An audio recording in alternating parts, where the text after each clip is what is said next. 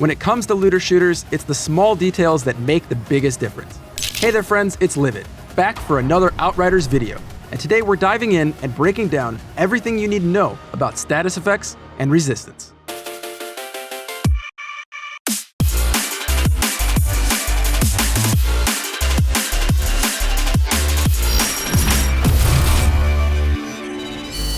Toss a bit of fire here, freeze a couple enemies over there.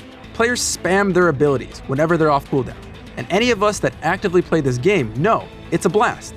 But what if I told you that habit you're forming now could just mean the difference between life and death, success or failure? It's true. See, in Outriders, some weapons, abilities, and even enemy attacks cause status effects alongside dealing damage. 8 unique status effects in total, actually. Ash, Bleed, Burn, Freeze, Toxic, Vulnerable, Weakness, and Slow. Whatever you use or encounter, it's important you know how they work as well as how to effectively use them. So let's just jump right into it. Ash and Freeze are crowd control effects that completely stop an enemy's or another character's movement and attacks. It's a hard CC effect that allows you to really set up other attacks or land those important shots on targets. Now, they are different, however. Ash will only CC enemies for roughly 2.5 seconds, while Freeze cranks it up to 3.5 seconds. The important thing with both of these, however, is that when used consecutively, the duration of these effects on targets will get shorter and shorter, and against elite enemies can trigger effect resistance, something we will be discussing in just a bit. Now, if these are used against you, you don't have to sit there and accept the stun duration. Simply use your melee attack to break free. With those out of the way, let's get into Bleed, Burn, and Toxic, our damage over time effects. Now, before we explain each one in detail, it's important to note that each player per session is capable of casting one instance of each status effect per enemy. That means effects of the same type will not stack, but inflicting the same status again will refresh the duration. It's also extremely important to know that these effects get amplified by your overall anomaly power as well. If you are looking for optimal DPS, that's pretty important to know, but knowing what each one does is just as important. Bleed does damage equal to 2.5% of your anomaly power every 0.5 seconds for a maximum duration of 5 seconds. If your character ends up getting affected by the Bleed status, you will take damage over time only while you're moving. This means you can avoid taking damage from Bleed just by standing still for the duration. This leads me also to believe Bleed might be incredibly prevalent in boss encounters to get you to stop moving. Just a little food for thought for the future. Now Burn, shout out to all my pyros out there, will do damage equal to a whopping 3.7% of your anomaly power every 0.5 seconds, for a max duration of 6 seconds. Now burns in certain instances can also interrupt enemies, making it a decent CC if applicable. Now if you find yourself unfortunately on fire, something I still don't think makes sense for a pyro, simply roll to remove the effect and avoid damage.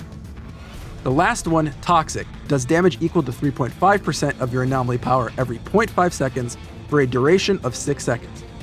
Now, if Toxic is ever applied to your character or a party member, you can remove it by receiving any source of healing during its duration.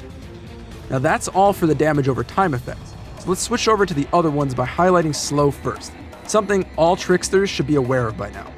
Slow will reduce the movement and attack speed anywhere between 30% to 75%, depending on the enemy's overall status resistance, and the duration of the effect is entirely dependent on the skill or mod applying this effect, making this one truly unique. The last two status effects are Vulnerable and Weakness, and I constantly see people in the comments confusing what these do, so I'm here to put an end to that. Vulnerable increases the damage an enemy or character receives by 25%, and I've seen this duration fluctuate based on what is applying. If you are looking to deal more damage to elites, this is the effect to be applying.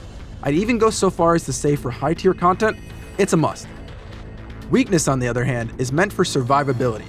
This will decrease the overall damage dealt by an enemy or a character by 30% for up to 6 seconds, meaning it makes your whole team more survivable. Once again, another effect I foresee absolutely needed in high tier content. Alright, you made it this far. That was a solid chunk of info to get through, but we aren't stopping there. Status effects overall are incredibly potent against the rank and file enemies you will encounter, but are actually weaker against elite enemies due to their ability to build up status resistance. What this means is elite enemies, such as the tankier mini-bosses and bosses alike, all have the ability to enter an effect resistant state. Once activated, they become completely immune to all crowd control statuses, such as Ash, Freeze, and Slow. In addition to this, interrupts caused by you and your party can also be resisted over time, nullifying them entirely. Now this will happen when an enemy is affected by several crowd control effects or interrupts in a short period of time, and I'm sure you've all seen this. A little swirly icon that appears next to the health bar of an elite such as Gauss. It starts out gray, but it begins turning blue. Once enough crowd control effects have been applied, it will fully turn blue and signal that effect resistance is now in effect. This state will end when the radial bar timer around it hits 0, and at that point the enemy will return to being susceptible to crowd control effects and interrupt. Now this is the part I think a lot of people are sleeping on, and will be crucial in endgame content. I'm sure you've all seen Gauss cast at least one of his abilities, and you'll notice there is a bar that fills up to show what is coming.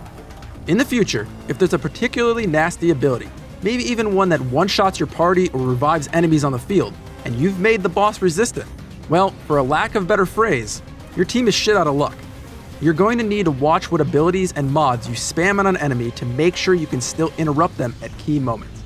And with abilities that can potentially have incredibly low cooldowns, this urge to spam might get the better of you if you don't start breaking that habit now. And one last side note for you to look out for. Players can actually gain status immunity through certain item mods down the road. While under their effects, you're completely immune to all status effects and enemy attacks will not apply them. It's pretty neat and will likely play a huge role in the endgame as well. Status effects and resistances can be a complicated topic, but it's going to be one of those things that's crucial to your success as a player. We talked about a lot in this video, so if you have questions, don't be afraid to ask. Leave your thoughts in the comment section below and we'll do our best to help you out. Anyways, friends, I really hope this video helped to really understand the deeper systems at work in this game. It's what I love to do with games like this. While we are all blasting through elites at World Tier 5 now, I assure you endgame will be much, much different, and you're going to need to put all this to use effectively in your runs. If you're excited about the game and want more Outriders content in your feeds, you know exactly what to do. Smash that like button, and of course subscribe to the channel. We've got a ton of content coming your way, and you don't want to miss it. My name is Livid, and from everyone here at Legacy Gaming, thanks for watching, and play on.